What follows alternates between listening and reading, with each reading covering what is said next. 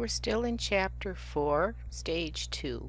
We're going to be working on page 2 right now. Make sure that you have nothing selected in the document and zoom in to the text box that starts "Did you know?" We really wanted these items to be bulleted, so we're going to make an adjustment to the paragraph styles.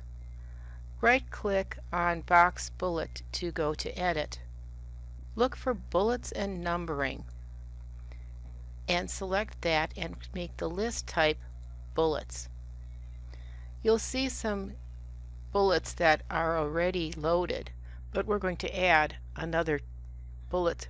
We don't have anything in the typeface that we're using that would qualify as being something appropriate to use, so we're going to go down to a font that you either know has something in it, or you can just go down to Wingdings or Webdings and find something in there. I have a lot of fonts loaded. You can select any glyph that you would like to use. The book chose to use an old-fashioned pen nib, but you can choose anything you like. This one looks like a drop of water, and I think that's the one I'm going to select today. And I'm going to hit Add. OK. And now all I need to do is select that bullet character, and that's going to be applied to my bullets. In the text after, leave the characters that are at the default. That's a code for tab. In the bullet or number position, change the left indent to 2/10 of an inch, and the first line indent is going to be a negative 2/10, and leave your tab position blank. This is defining this as a hanging indent. You can say OK to change the style definitions. This is great, except for the fact that now the text is a little difficult to read because it's black on a dark color. We're going to select the text for the first bulleted item and then change the color to paper. Clicking down, you can see what it looks like.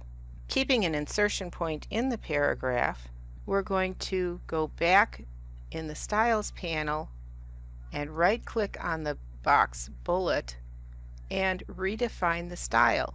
That's going to change all of the text that uses box bullet to white.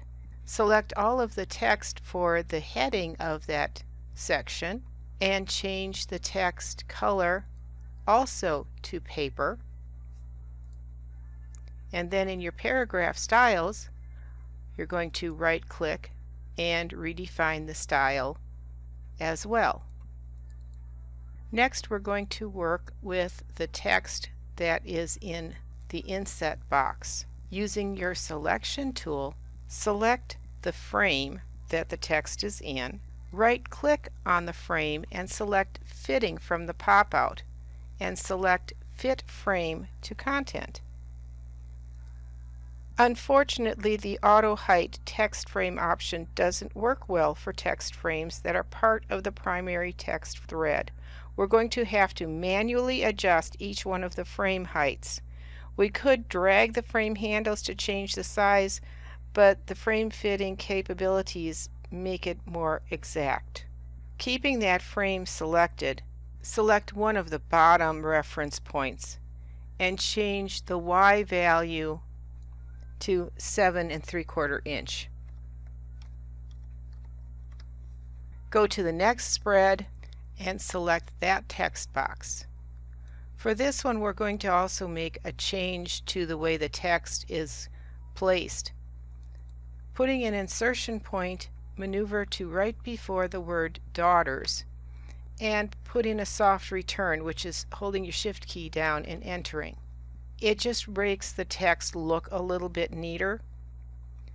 Then, picking up your selection tool, we're again going to right-click on Fitting, Fit Frame to Content, and then with the lower proxy you're going to change the position to 7 3/4 inches again,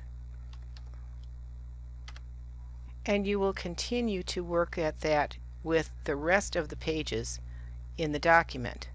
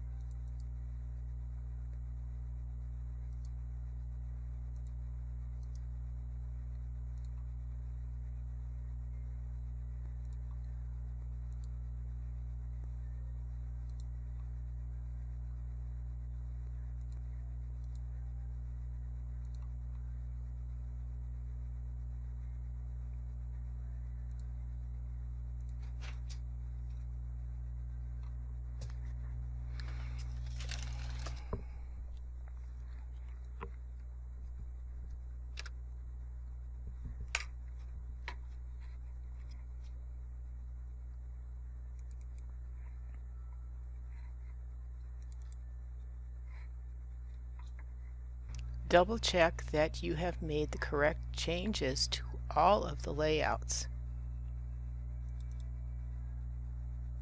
The text should all have returns, soft returns put in where they need to. Things should read correctly.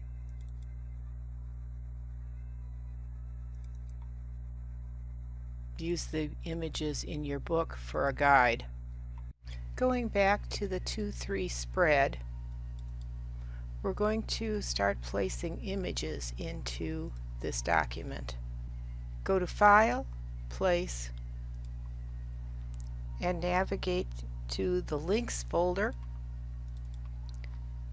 In there you're going to select the Achilles file, hold down your Control key and select Battle, Bowl, Herald, Juno, Villa, and Watercolor. You do not need to show import options. Select Open. You're going to have the images loaded into the cursor, and you should maybe open up your links panel, and you can see that everything says LP, Loaded in Place Cursor.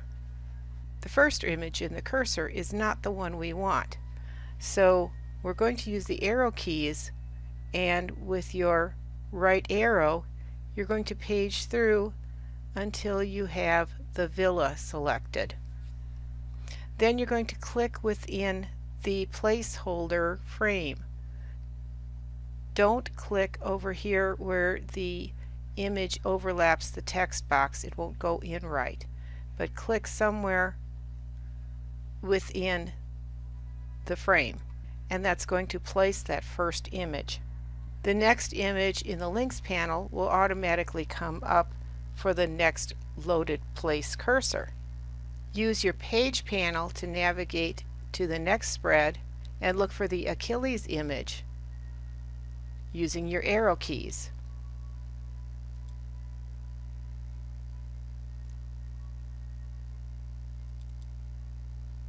In the 6-7 spread, you're going to place the Battle JPEG.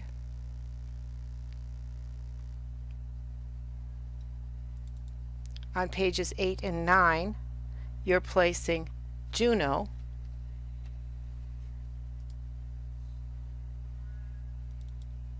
Pages 10 and 11, get Watercolor. 12 and 13, get Herald.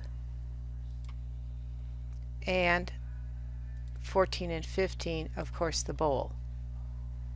Looking on pages 12 and 13, if you look down at the bottom, you'll see that the text is probably a little difficult to read. You'll also be able to see the text itself is also semi-transparent. We're going to fix this. We're going into the A Master layout to that text box, and then we'll be opening the Effects panel. Right now the entire object is set to an 85% opacity. It's not working exactly the way we want it to. We're going to set that opacity back up to 100%. We're going to pick up the fill and change the fill opacity to 85%.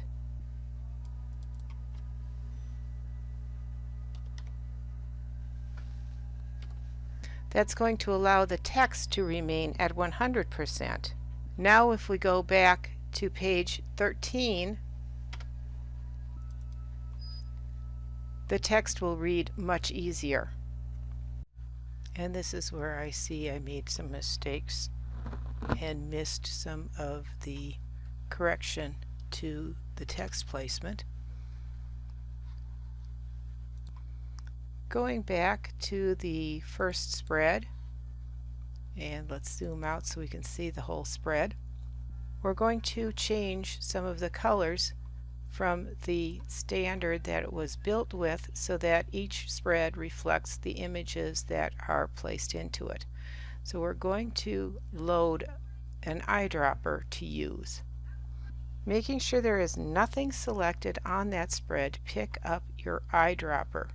Now the eyedropper, you have the color theme tool, the eyedropper tool, and the measuring tool, and we're going to use the eyedropper. We're going to pick up the dark red area of the roof off the villa. So find one of the darker red areas, click to load your eyedropper, and then you're going to apply that color to the text frame on page 2. We're also going to apply that to the text at the top. When you put your eyedropper over the text, you'll see there is a T. We can actually select all of the text and apply that color to it. We're going to go to the next spread, and you're going to select one of the medium gray greenish colors from the shield. Hold down your Alt key to change the eyedropper to pick up the color and apply it to both the box and the text. On the next spread, you're going to pick up the blue. Hold down your Alt key, load with the blue, and then apply, oh, I missed, Alt key, loaded with the blue. Oh, I picked up under the text frame, so it picked up from the text frame instead of the color. So let me load from this side, apply it, and again I'm going to color the text. On the next spread, we're picking up the green from the shirt,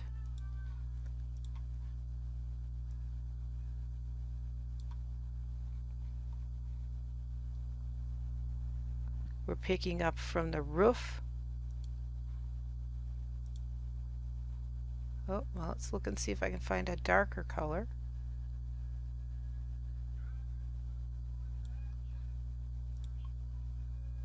It's a little better.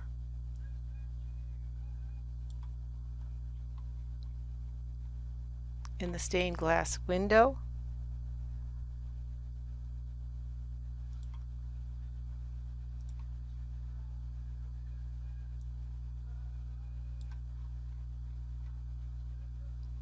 and the gold from the bowl.